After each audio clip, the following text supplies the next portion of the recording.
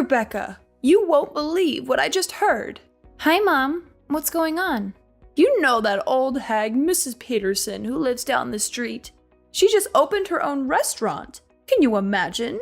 She always wears the same ragged clothes every day. I bet she doesn't even have a closet. How did she get the money to start a restaurant? Something smells fishy here. Maybe she was involved in some shady business. I don't think that's so hard to believe. She's always had a passion for cooking. She used to make delicious dishes for the whole neighborhood whenever we had a block party. Patrick and I actually got her some flowers to congratulate her on her new venture. You did what? Why would you waste your money on that? You don't think it was a nice gesture? That place is doomed to fail. There's no point in throwing money away on flowers for a sinking ship. You should be more careful with your finances. I think it was worth it to support her dream. Oh, you're so gullible. You need to wake up and face reality. Do you have any idea how many people have tried to do what she did? Restaurants are the riskiest businesses out there, unless she's a mastermind of marketing and management, which I highly doubt. I mean, look at how she dresses. How can she run a restaurant? The people who succeed in this world are the ones who are realistic. Her dream means nothing. I'm sorry, but I disagree with you. Of course you do. You've always been so stubborn and childish. You still live in a fantasy world. You think everything is sunshine and rainbows. Why do you say that? Because it's true. Patrick told me you still have this silly idea of becoming a baker someday. Is that why you're still working at that dusty old bakery? Yes, it's been my dream since I was little. Oh, there we go again. You and your dreams. So you probably told yourself, when I grow up, I'm going to be a famous baker and make the world a better place with my bread, right? Seriously, what world are you living in? You're an adult now. Grow up. It's humiliating.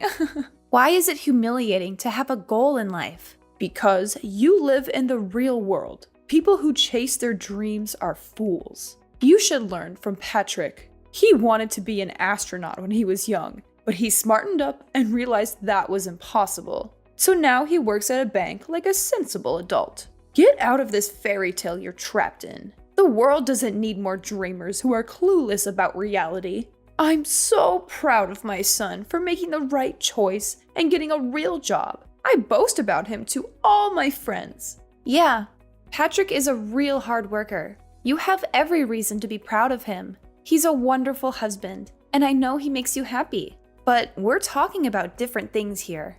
No, we're not. Your ignorance is a serious problem. Here's some harsh truth for you. You're an embarrassment to this family. What? I really tried to get Patrick to marry someone better. Like that lovely girl Taylor, who lives nearby. She works at the bank with him, you know. Yeah, I know her. We've invited her over for dinner before. She's beautiful and smart. She's the perfect woman for my son to call his wife. You agreed to our marriage, didn't you? You've never mentioned anything like this to either of us before. I had no choice. Patrick made me promise not to say anything about it to you. You two reconnected at your class reunion, right? I thought for sure your relationship would die out in a few months. So you gave us your blessing because you thought it was going to end soon? Of course I did. Do you even know how high the divorce rates are in this country? I figured I'd let Patrick have his fun with his little old flame. I assumed he'd get tired of you soon and dump you. I can't believe this. Do you realize how awful what you're saying is? I'm just being honest. I'm telling you for your own good. You better find someone else before your marriage falls apart. I mean, you're too busy making bread or whatever, so I doubt you'll ever find someone as amazing as Patrick. Sorry, I'm going to have to end this call now. I have to go to work. Sure. Have fun working at that musty old bakery. Watch out for the flour. It might get in your eyes.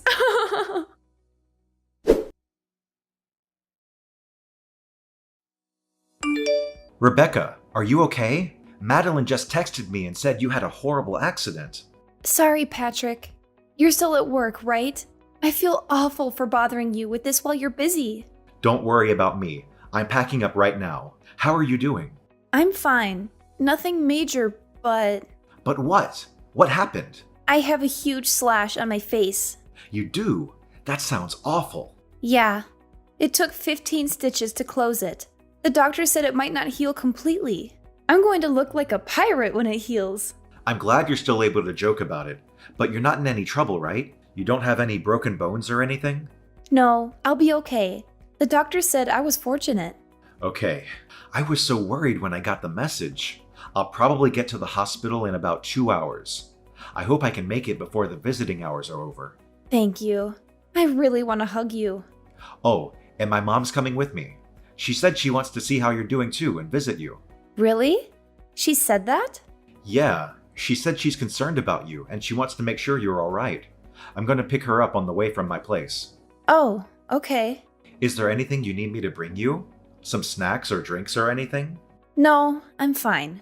The hospital food is not very good, but it's bearable. Try and get some rest if you can. You need to heal and recover. I'll be there soon.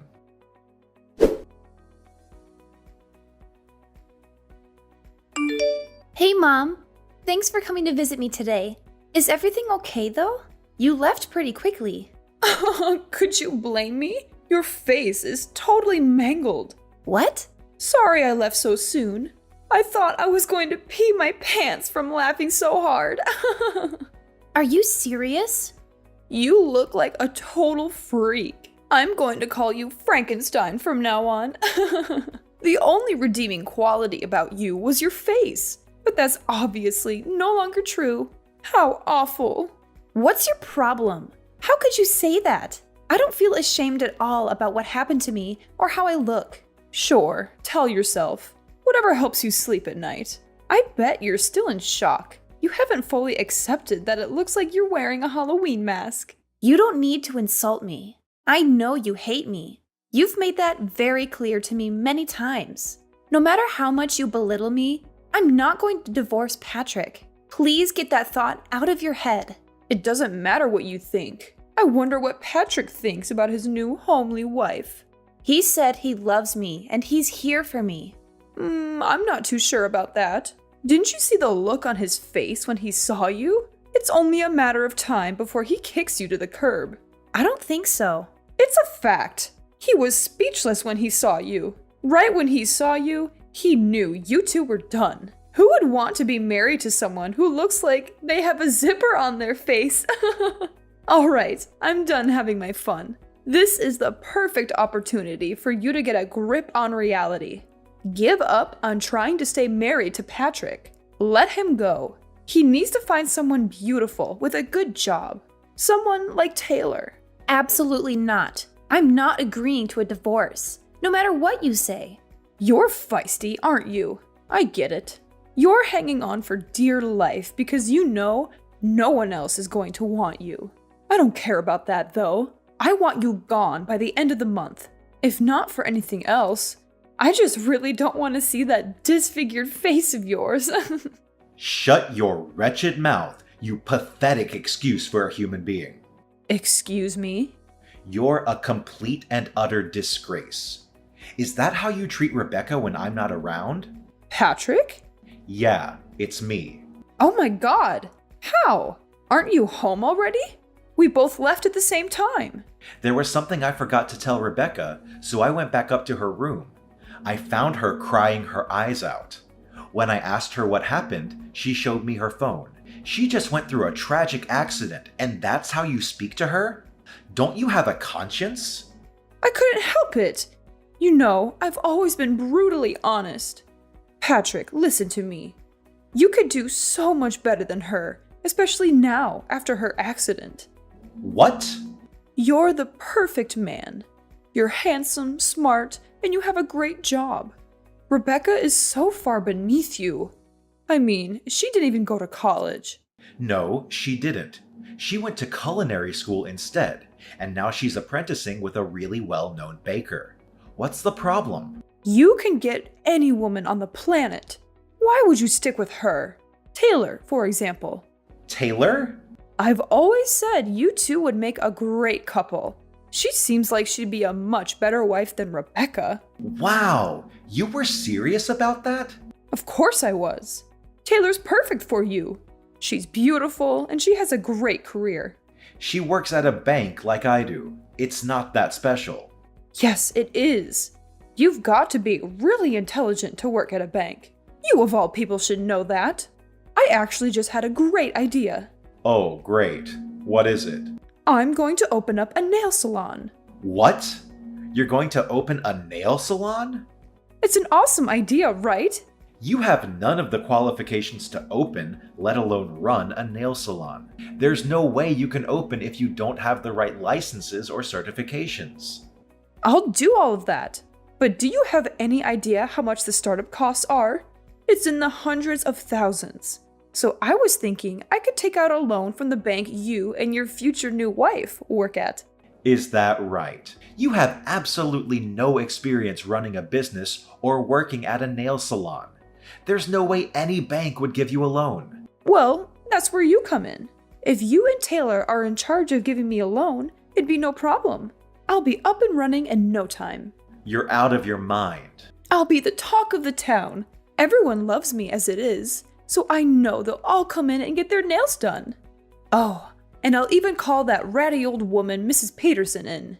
Lord knows she needs all the help she can get to look presentable. Although it would take a miracle for that woman to look good. It's more for me to show her what a successful business looks like. What are you even talking about? What do you mean? None of that is going to happen. You can't just use people to get what you want. That includes me and Taylor. I don't know what's more insane, saying you're going to start a nail salon with absolutely no qualifications, or thinking I'm going to get remarried to my coworker. There's no way Taylor would say no to you. Don't be so modest. She's already, 35? She knows the clock is ticking. I've been biting my tongue out of respect for you, but enough is enough. You're a horrible person. Through and through. Do you even have a soul?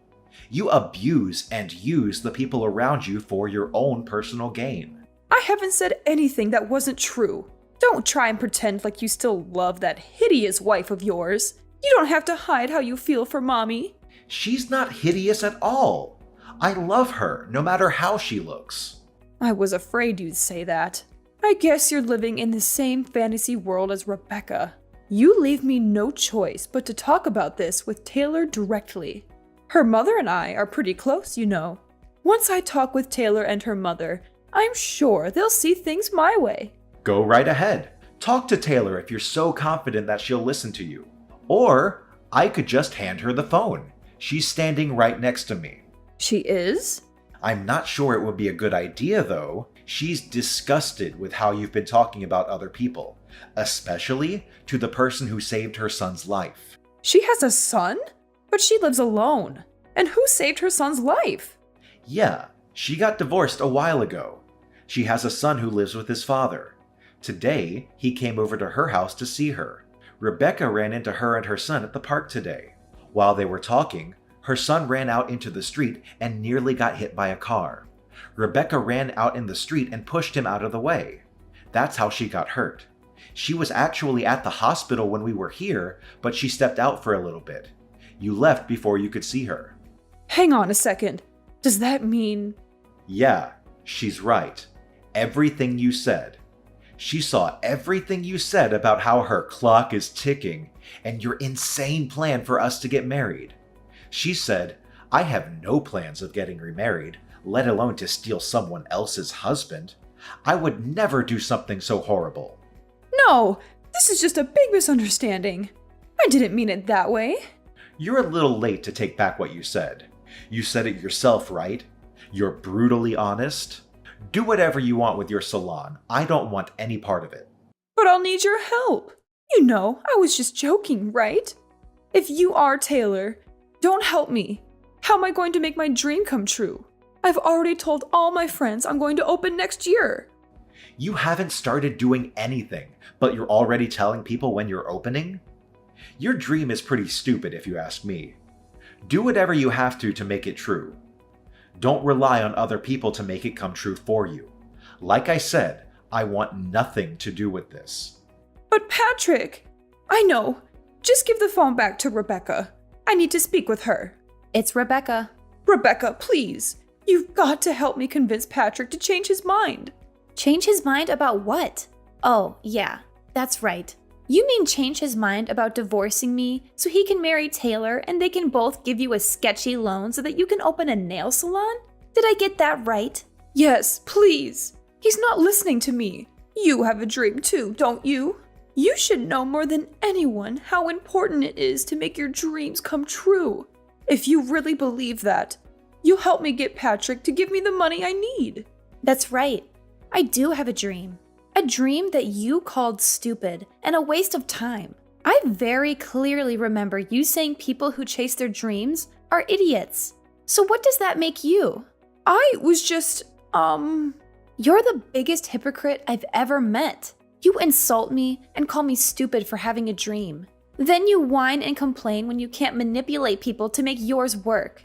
Not to mention, you only want this salon for the popularity and to rub it in Mrs. Peterson's face. You have no idea what you're talking about. Sure, you may think my face is hideous, but you're hideous on the inside, and that's much worse. I'm not embarrassed about the way I look at all. I'm a strong, confident person. I'm not going to let this bring me down. The only thing I've ever been embarrassed about is having a mother-in-law that is spiteful and looks down on others. I'm so thankful that Patrick has decided to cut all ties with you. I don't need a soulless person like you in my life. What do you mean by cut ties? He wouldn't really do that, would he? Why don't we all take a deep breath and talk about this once we've calmed down? It's late. I'm sure you're exhausted from your horrific accident. Let's wait a few days, and then we can all sit down and talk it out like a family. I'll tell you all about my plans for my salon. Hang on a sec. Didn't you say you hated people who go on and on about their dreams? I couldn't care less about your empty dream. Maybe you should get a grip with reality. You're not a child anymore, and you haven't been for a very long time.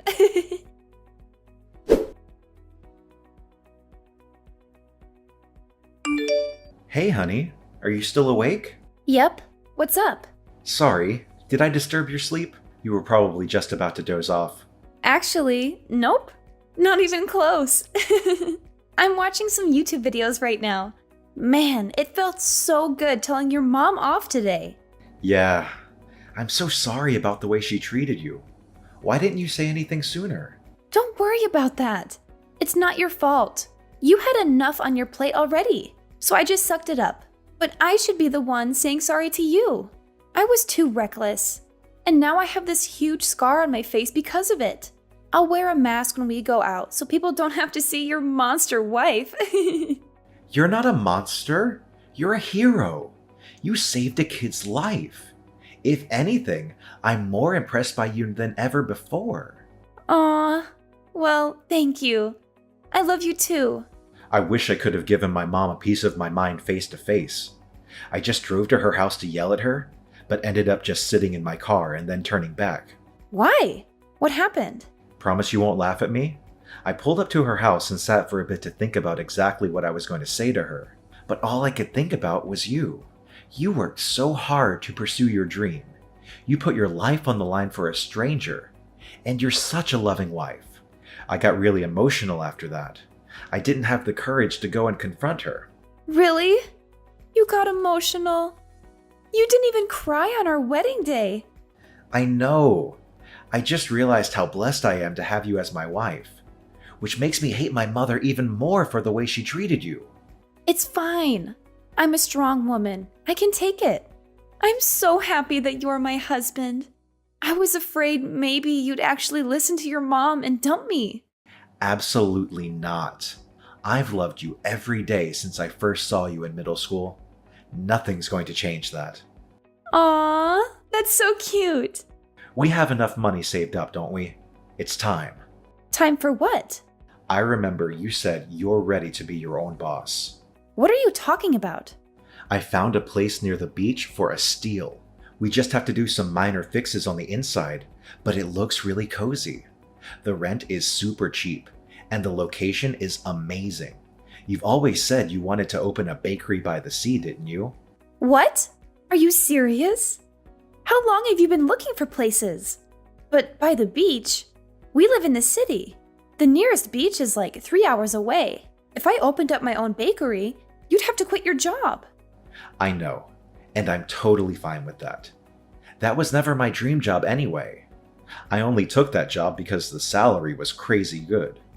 I wanted to make money fast and get out of there. What matters more is making your dream come true. Are you sure? Like, really, really sure? I always respected your love for baking. Ever since you told me all those years ago, I loved that you never gave up on your dream, even when we met again at the class reunion. I've worked so hard to help you make it possible. You're an amazing person, Rebecca. I love you. Oh my God! You're making me tear up right now. Thank you so much. You won't be disappointed. I know you won't. It's not just your dream anymore. It's our dream.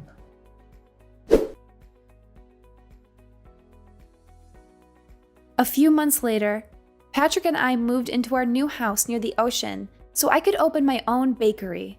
I thought it would be a tough start, but thanks to Patrick's help, things have been going better than I ever hoped for. We have loyal customers every day, and we can hardly keep up with the supply. Everything we make sells out in a flash. Speaking of happy news, Taylor and her husband came all the way out here to see us. They told us they had a heart-to-heart and decided to try and make things work between them, mostly for their son's benefit. And then there's Patrick's mother. She went around boasting to all her friends about the salon she was going to open. She actually did start studying to get the minimum qualifications, but she was turned down by every bank she asked for a loan. To make matters worse, it wasn't just her salon flop that people heard about. Word got around about how terribly she treated me and her insane plans for her son. It's probably a good thing her salon never materialized, because I don't think anyone would want to go there after finding out what kind of person she really is. Patrick and I were thinking about visiting her after things calmed down for us, but we're not in a rush. The cut on my face healed pretty well, but it left a visible scar. I sometimes notice people looking at it. I get it. It's not every day you see a girl with a huge scar across her face. But honestly, I'm way too busy now to worry about it. Besides, I'm not going to let it bring me down. Plus, Patrick always tells me every hero has a scar.